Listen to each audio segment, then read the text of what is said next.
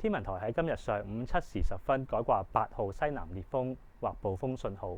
渠務署嘅緊急事故控制中心已經喺尋日嘅8時啟動，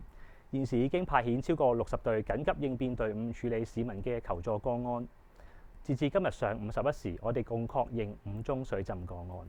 分別位於沙頭角公路近淡水坑、粉錦公路近安普村、大埔洞子村、石湖圍青山公路新田段交界，以及堅尼地城新海旁。經過渠務署嘅緊急應變隊伍努力底下，已經完成清理位於沙頭角公路同埋粉錦公路嘅水浸個案。而家我哋正全力處理其他嘅水浸個案。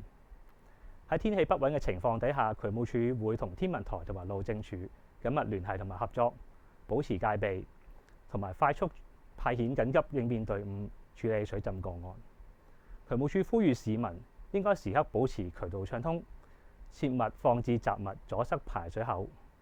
市民亦應遠離河道，並及早完成防水浸措施。